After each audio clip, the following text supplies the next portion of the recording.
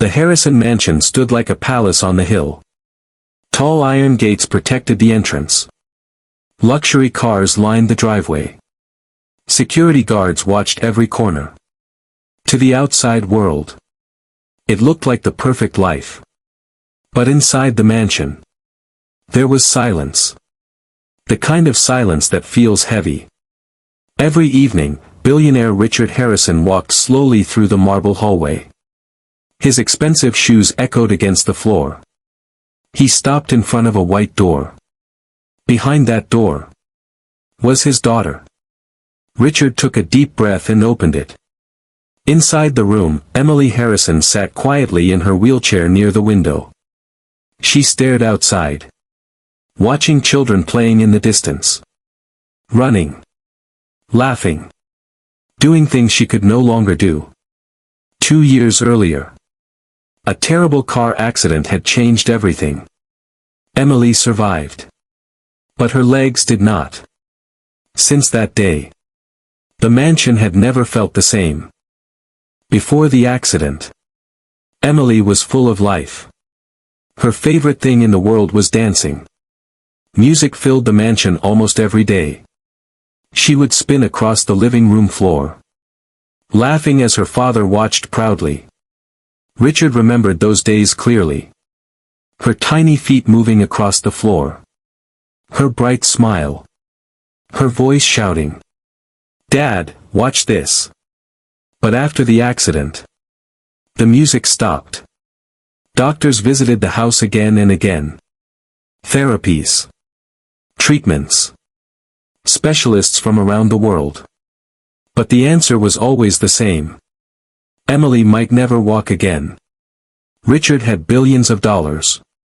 But none of it could fix his daughter's broken future. One cold afternoon, something unusual happened outside the mansion gates. A boy stood on the sidewalk across the street. His name was Leo Carter. Leo was only 14 years old. His clothes were worn. His shoes were old. Life had been cruel to him. His parents had died years earlier. Since then, he survived alone on the streets. But Leo had one special talent. He could dance. And when he danced, the world felt lighter. That afternoon he placed a small speaker on the ground. Music began to play.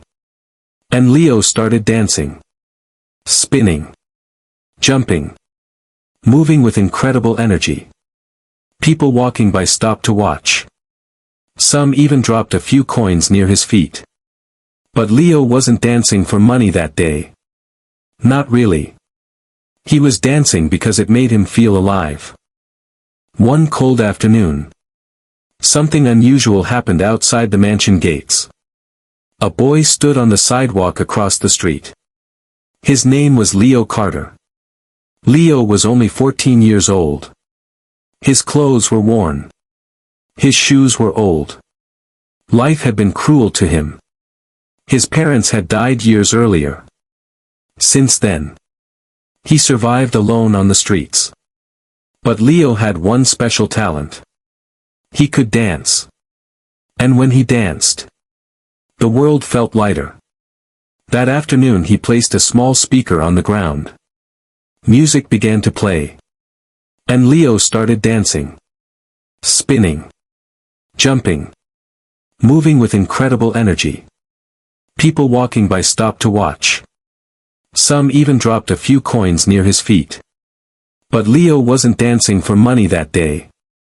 Not really. He was dancing because it made him feel alive. From his upstairs office, Richard Harrison heard something unusual. Laughter. He froze. He hadn't heard Emily laugh like that in a very long time. He walked toward the balcony and looked down. Inside the room, Emily was laughing near the window. Richard followed her gaze. Across the street, he saw the boy dancing. Richard frowned slightly. A homeless boy performing near his property. Normally the security would have moved him away already. But then Richard looked back at his daughter. She looked happy. Really happy. And suddenly, Richard didn't care about anything else. Richard walked down to the front gate. The guards looked confused but stepped aside. Leo noticed the tall man approaching. His dancing slowed. He expected trouble. Most rich people didn't like street performers near their homes. Richard stopped in front of him. "Why are you dancing here?" he asked calmly. Leo scratched his head nervously. "I saw someone watching from the window." "Your daughter." She looked sad. "So? I thought dancing might help." Richard looked back toward the mansion window. Emily was still watching. Her eyes hopeful. Then he looked back at Leo. For a moment, neither of them spoke. Finally Richard said something surprising. "Would you come inside?" Leo blinked in shock. "Inside, the mansion?" Richard nodded. "My daughter likes your dancing." For the first time in his life, Leo stepped inside a billionaire's home. The marble floors. The giant chandelier. The enormous rooms. Everything felt unreal. Emily waited in her wheelchair. The moment she saw Leo, her face lit up. "You're the dancer," she said excitedly. Leo smiled shyly. "And you're my biggest fan." Emily laughed. "Will you dance again?" Leo didn't need to be asked twice.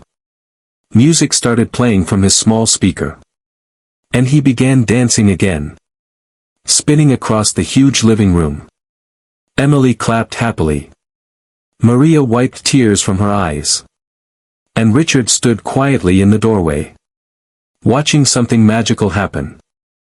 Over the next few days, Leo returned to the mansion. Every afternoon, he danced. He joked.